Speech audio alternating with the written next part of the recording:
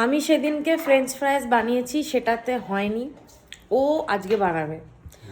ওর বানানো ফ্রেঞ্চ ফ্রাইজ আর আমার বানানো ফ্রেঞ্চ ফ্রাইজে কিছু তফাৎ আছে। মানে এটাকে আমরা একদম এক্স্যাক্ট ফ্রেঞ্চ ফ্রাইজ বলতে পারি না, কারণ আমরা বানাচ্ছি এয়ার ফ্রায়ারে, ছাঁকা তেলে না। তো ঠিক আছে, ও কিভাবে বানায় দেখা যায়। কি দিলে এখানে? কাশ্মীরি, তার সাথে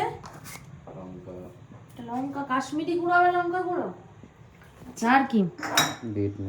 কি চিলি ফ্লেক্স ওখানে নেই, ফ্রিজে আছে।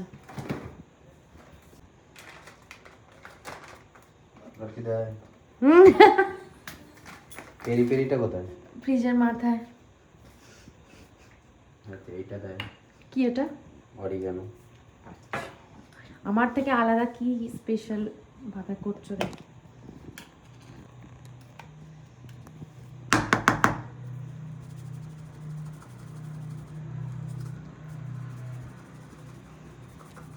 আর দিতে হবে না, চিলি ফ্লেক্সের গন্ধটা এত সুন্দর।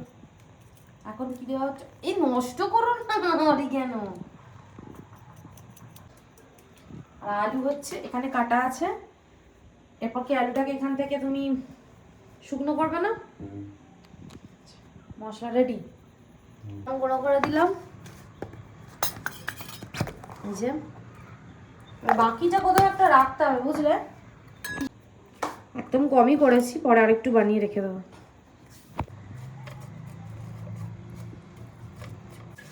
দেখি আমার থেকে আলাদা বানানো হচ্ছে।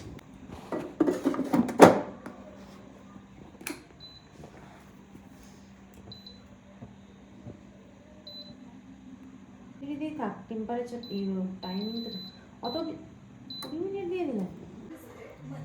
কেউ কোনোদিন কাসুন্দি দিয়ে ফ্রেঞ্চ ফ্রাইজ খেয়েছে?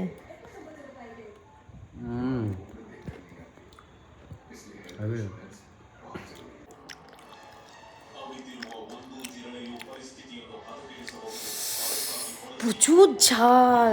এত সুন্দর হয়েছে। হয়েছে সত্যিই ভালো, খুব ভালো।